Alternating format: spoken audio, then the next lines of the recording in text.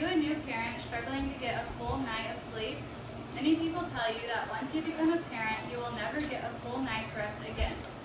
I love my sleep, so this was one thing I was not looking forward to when I had a newborn. But with a little effort and work, you can be one step closer to getting a full night's rest.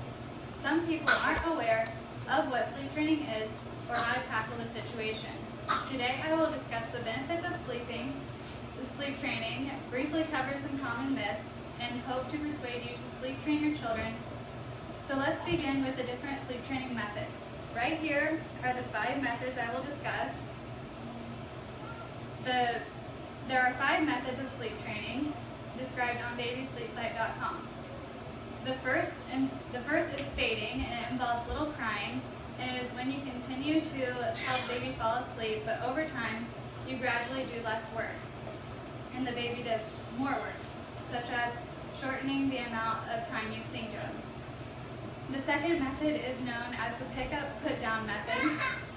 When the baby becomes fussy, you pick them up, comfort them, and put them back down. The cycle is repeated until they fall asleep.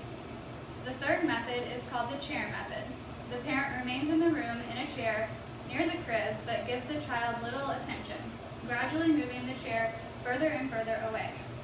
The fourth way is known as the crying it out method.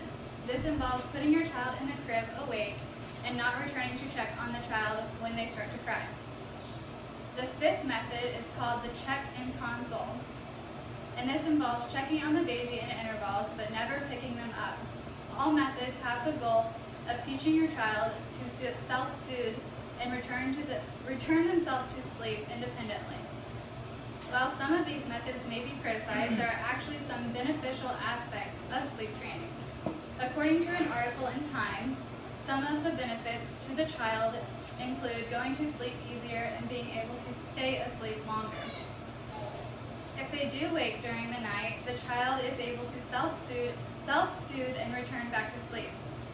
An obvious benefit for the parent would be being able to sleep through the night as well. There are clear benefits to sleep training, but some do not believe the benefits outweigh their concerns. An article in Modern Mom points out many concerns parents have, but they're actually myths. For example, some parents think they won't be able to sing or rock their child with these methods, but in reality, they can continue to do so, just making sure not to do so during the transition from wake to sleep. Another common myth is that sleep training means only crying. But there are many different methods, as we discussed previously. In conclusion, we are now aware of the benefits, concerns, and common myths associated with sleep training.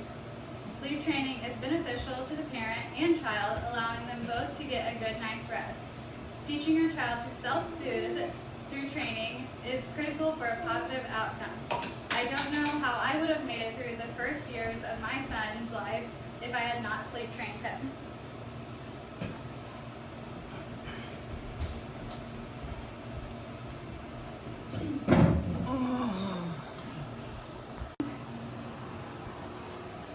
It restarted. What? At the end. What do you mean? I must